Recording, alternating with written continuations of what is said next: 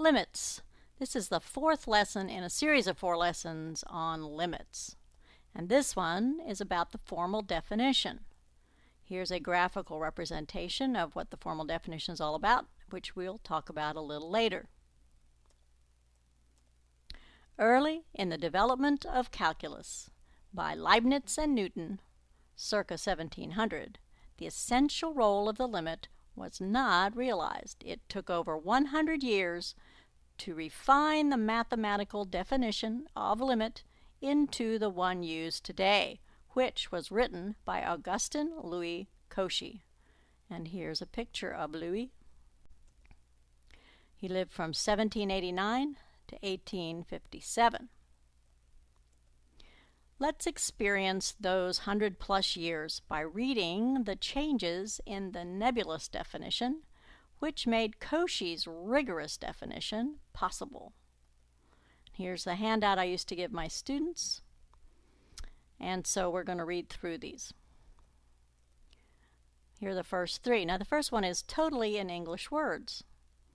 Given that the independent variable is approaching a given value, if the dependent variable is approaching a given value also, then the latter value is called the limit. Kind of nebulous, but maybe you followed that hopefully. Now let's introduce some letters for independent and dependent variables. Given that x is approaching a given value, if y is approaching a given value also, then the latter value is called the limit, the latter value being the value that y is approaching. Now some more notation, some shorthand. In the third one, given that x approaches a, then if y approaches L, then L is called the limit.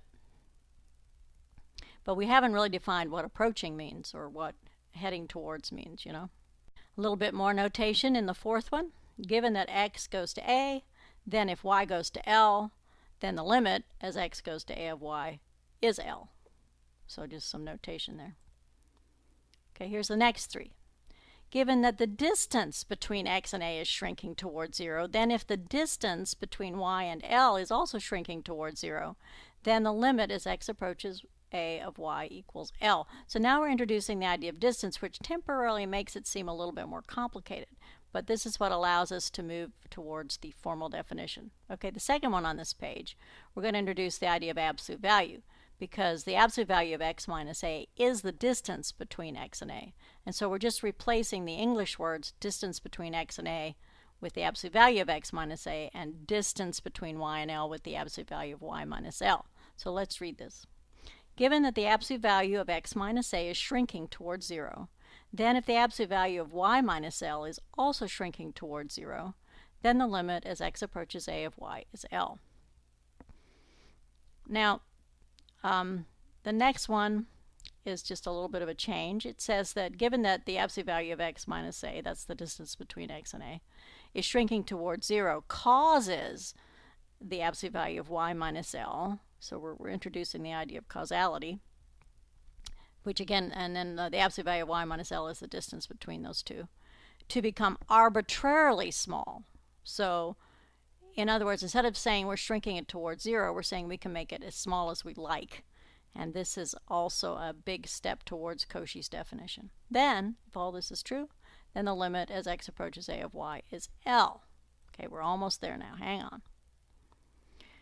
So now we introduce epsilon, which is usually thought to be an arbitrary small number, but let's define it. Let epsilon greater than 0, because we want it to be positive, because distance is always positive, be an arbitrarily small number. Then, if the absolute value of x minus a is shrinking towards 0, and that causes the absolute value of y minus L to be less than epsilon, then the limit as x approaches a of y equals L. In other words, we got this little tiny number, and if the distance between x and a shrinks towards 0, and that causes the distance between y and L to become smaller than this arbitrary small number, then we have our limit. Okay, little tiny changes in the next one. Let epsilon greater than 0 be an arbitrarily small number. If there exists a delta greater than 0, because now we're gonna quantify that shrinking towards 0, which was still kind of Englishy. So if there exists a delta greater than 0, such that the absolute value of x minus a is not 0, because we're not allowed to go to a, but less than delta, if that causes the distance or the absolute value of y minus L to be less than epsilon, then the limit of y as x approaches a is L. Okay, now a little tiny change in the next one. It's exactly the same except we replace y with f of x, showing that y is the dependent variable and a function of x. And so it's exactly the same, and I'm not going to read that one. And then I just kind of shortened it up, and this doesn't have all the assuming everything exists, etc., etc. So it's just the nuts and bolts of Cauchy's definition. If you want a full definition, you can look it up. So the final one says, given any epsilon greater than 0, if there exists a delta greater than 0, such that if you keep the distance between x and a between 0 and delta, that causes the distance between f of x and L to be less than epsilon, this arbitrarily small number, then the limit as x approaches a of f of x is L. And that is the Cauchy formal definition of the limit in a nutshell. So here it is again, Cauchy's formal definition of limit. The limit as x approaches a of f of x equals L means that for any epsilon greater than 0 given, we can find a delta greater than 0 such that the absolute value of f of x minus L is less than epsilon whenever the absolute value of x minus a is between 0 and delta. Now, a couple little things to notice. X cannot actually equal a. Since we're only approaching a, you're not allowed to let x equal a. We're doing a limit, not a function value. However, y could possibly equal L. It's allowed to actually equal L at values near x equal a. Okay, so the y value can actually take on the limit value, although it usually, well, I shouldn't say it usually doesn't, but sometimes it does, sometimes it doesn't. Whereas the x value is not allowed to equal a. If you let x equal a, then you're doing a function value. You're no longer doing a limit. Okay? All right. So here's a graphical representation of the formal definition. We have a as the number x would be approaching and L as the supposed number y would be approaching. And notice that there may or may not be a hole there. There could be a point somewhere else because the function value doesn't have to be L, or there could be a discontinuity there with no point defined, or in fact that point might be filled in. The graph could be continuous, but we don't really care what happens at that point. We're interested in what happens to y as x approaches a. And notice that epsilon is supposed to be a little tiny number, but I made it big enough for you to see. So epsilon isn't necessarily, you know, like 2 units or something. It's probably, it's like 0.01 or 0.001 or 0.0001. It can be arbitrarily small, okay? Our job then, to prove that y is approaching L, is to find a delta neighborhood of a such that the function value of any x in that neighborhood will be within the given epsilon neighborhood of L. So for example, if I pick a number over here a little bit to the right of a, it shoots up to the graph, and that y value is within the epsilon neighborhood, which means the values from L minus epsilon to L plus epsilon. And so if we make that epsilon smaller, then delta obviously would have to get smaller too to keep those x values shooting up to the right part of the graph.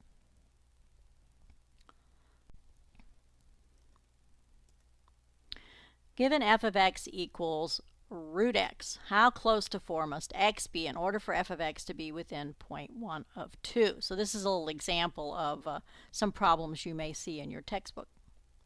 What's this got to do with the formal definition? Well, what we're doing here is we want the f of x values to be within 0.1 of 2. So that means y has to be within 2 plus or minus 0.1, which would mean y would have to lie between 1.9 and 2.1, right? Now to figure out the x range, we have to do the opposite of what we do to get y. To get y, we take the square root of x. So to get x, we square the y values. Now what has this got to do with the formal definition? Well, note that in this problem, epsilon is 0.1. So we're trying to find a delta range around 4 so that the y values are always within 0.1 of 2. Okay? So how small does delta have to be? Delta has to be the same amount on either side of 4, and in this case it's off kilter, right? So let's take a look at some values. 3.61 is the distance between 3.61 and 4 is 0.39, and the distance between 4 and 4.41 is 0.41. So what are we going to do? Well, we can't pick an x value outside this range, right? That wouldn't work. So we can't go 0.41 to the left of 4. Therefore, we choose delta equal the smaller value of 0.39.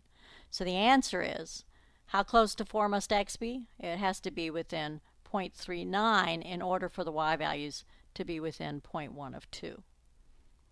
Okay, so this is just kind of an example with numbers that uses the definition. We haven't proved that the limit is 2. We've just shown one little example. So now we're going to talk about delta epsilon proofs. Up to this point, we've never proved a limit. We've just kind of used methods to determine them, but we haven't created a formal proof. So what we're going to be doing is we're going to be asked to prove that the limit as x goes to a of some function f of x equals L. And we're going to be given any arbitrary epsilon greater than 0, and what we have to do is we have to assume that we've found a delta such that the distance between x and a is between 0 and delta. And then that's our assumption, and then we have to end up with showing that the distance between f of x and L is in fact less than this arbitrarily given epsilon. Okay? So then we have to have the body of the proof. This is a little joke. Creating the body of the proof is the difficult part, but as you'll see, it's not very difficult. We're going to use algebra to make the two ends meet. All right, so in between, we have to show that the assumption leads to our conclusion. So let's do an example. Prove that the limit of 2x plus 5 equals 3 as x approaches -1. Okay, satisfy yourself that that is correct. And so given any epsilon greater than 0, we're going to assume what? And we're going to end with showing what? Well, we have to begin with assuming that the distance between x and a is between 0 and delta. Okay? But in this case, what does a equal? -1, right? So we're going to replace the generic statement with the particular statement that 0 is less than x, the absolute value of x minus -1 less than delta, or x plus 1. You can actually skip that step if you want. And then we're going to end with showing that the absolute value of f of x minus L is less than epsilon. Well, what does f of x equal, and what does L equal in this particular problem? Did you say 2x plus 5 for f of x and 3 for L? That would be correct. So again, we'll replace the generic statement with the particular one for this problem. All right, now it's usually easier to start at the bottom and work upwards unless you're psychic. So that's what we're going to do for most of these. So how can we simplify that last statement? Well, by combining the plus 5 and the minus 3, of course. And then we can factor out a 2. Just kind of, your algebra will just kind of tell you what to do. It's looking an awful lot like the assumption. Divide by 2, and now it looks exactly like the assumption, except delta then has to be half the size of epsilon. So we choose delta equal to epsilon over 2, and then I guess I should rewrite the minus -1 as plus 1. And that's it. That's all you got to do. You've now proved the limit, because if you read this proof forwards then, you've been given a small number epsilon, you've assumed that x is within delta of -1, and then you've chosen delta to be, in fact, half the size of epsilon, and if delta is half the size of epsilon, then it follows that the absolute value of x plus 1 is less than epsilon over 2, which means that twice that quantity on the left is less than epsilon, which means the absolute value of 2x plus 2 is less than epsilon, which means the function value minus L is less than epsilon. So you've taken, assuming x is within delta of -1, and shown that, in fact, the function value is within epsilon of 3. That's why this works. Okay?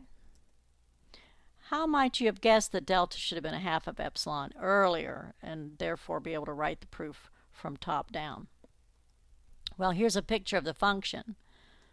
And because the function is linear with slope m equal 2, the relationship between distance moved away from 3 on the y-axis in relation to movement away from -1 on the x-axis is rather obviously related to the slope of the line Hence, the x value must be 1/2 or 1 over m, the distance from A, as the y value is from L. And that's why we ended up with epsilon being twice as big as delta. And you can see that pretty obviously from this picture. Okay, here's our next example. Prove that the limit as x approaches 6 of 1/3 x plus 2 equals 4. Alrighty, so we start with, given any epsilon greater than 0, assume that the distance between x and 6 is between 0 and delta. And we have to end up showing that the function value, 1/3 x plus 2, minus the limit of 4, has to be, in absolute value, has to be less than epsilon. Okay, so let's work with the bottom again and combine the plus 2 and the minus 4.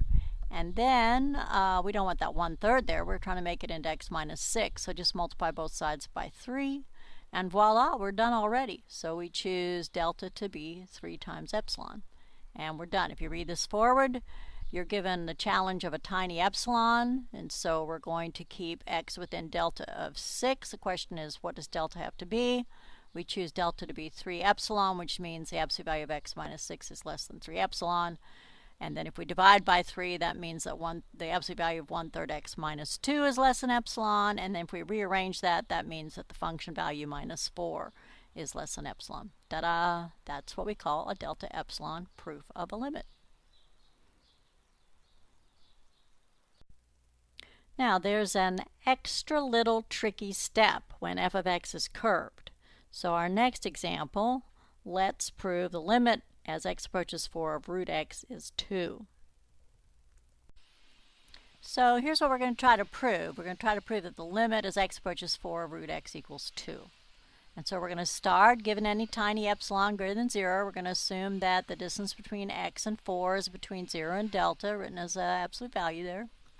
And we're going to have to show our conclusion that the absolute value of root x minus 2 is less than epsilon, the function value minus the limit.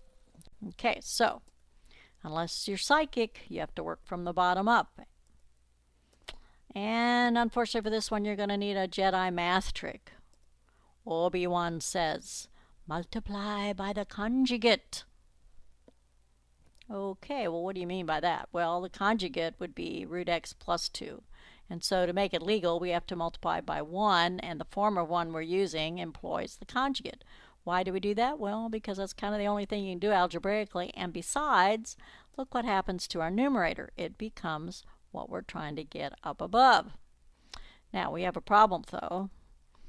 The numerator matches our first step, and so we need to get rid of the denominator legally. Okay? How can we do that?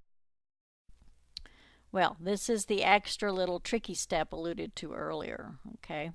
So here's what we need to do. Notice that x is headed towards 4. So at some point, x is going to be between 1 and 9 because 4 is in that interval. Now, why am I using 1 and 9? Why don't I use like 3 and 5? Well, because I notice I have a square root. So I'm going to use convenient numbers to replace the square root of x with. So now if x is between 1 and 9, then that means that extra 1 over root x plus 2 is between 1/5 and 1/3. Notice it switches. If x is 1, we get a 3 in the denominator, and if x is 9, we get a 5 in the denominator, but I'm putting it in order of smallest to largest. Now here's another little tricky thing. When we're moving forward, we want to keep making the left side smaller than epsilon. It's got to keep getting smaller and smaller. So when we go up, we want to make it bigger because we're working backwards. Therefore, we don't choose the 1/5. We choose the 1/3 to replace it by. So now we've got x minus 4 over 3 is less than epsilon, so that when you read downward, we know that this quantity is less than 1/3. And so if we make it even smaller than it was, it's still going to be less than epsilon. So moving up, you choose a larger value. Moving down, you would choose the smaller value. Okay, now we're almost there. Multiply both sides by 3. Choose delta equal to 3 epsilon. And there you have it. So that's a little extra step. Now we better do another example because that was kind of tricky. Okay, you ready? So let's prove that the limit as x approaches 3 of x squared minus 9 is 0. And we start with, given any epsilon greater than 0, assume that the distance between x and 3 is between 0 and delta. And our conclusion is going to be that the function x squared minus 9 minus the limit 0, that absolute value of that is less than epsilon.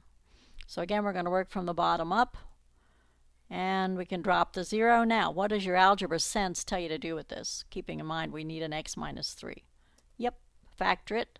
And now the tricky step, because we don't want that x plus 3, that's extra, so we have to quantify that. So x is approaching 3, so just pick numbers on either side that are convenient. I'm going to say once x gets between 2 and 4, that extra x plus 3 is going to be between 5 and 7. Now remember, going up, we pick the larger value.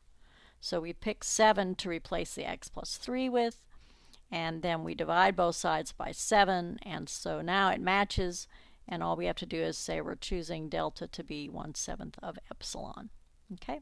So when you read it downwards, you say absolute value of x minus 3 is less than delta, therefore it's less than 1/7 epsilon, therefore 7 times that is less than epsilon, and therefore if we replace 7 with a smaller amount, namely x plus 3, we still have our absolute value less than epsilon, and then we multiply it together and end with the conclusion we want. Okay, so there you have it. Okay, so now, guess what? I wrote a song about the limit. It's available on my Tree of Calculus album at iTunes and CDBaby, and we're going to listen to that now. Feel free to sing along.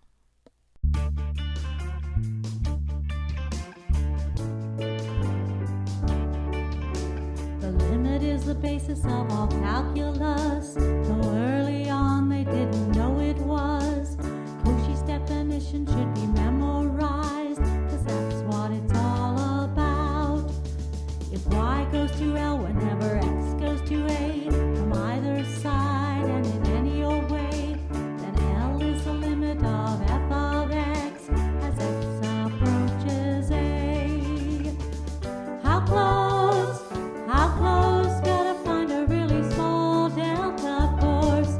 Given tiny epsilon, delta's gotta be small proportionally.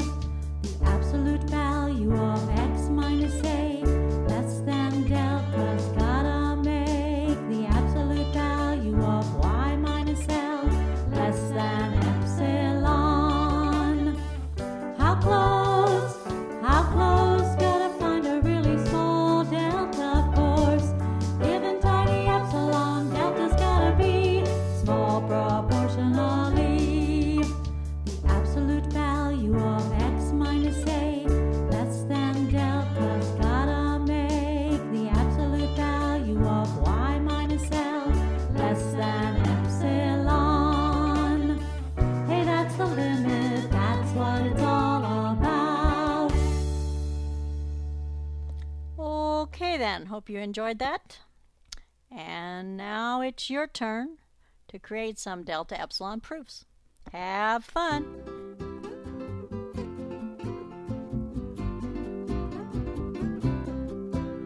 El límite es la base de cálculo, pero hace muchos años no lo sabían. Debéis memorizar la definición, porque eso es el punto. Si y va a L cuando X va a P en cualquier manera, entonces L es el límite de F. Cuando X se acerca a P,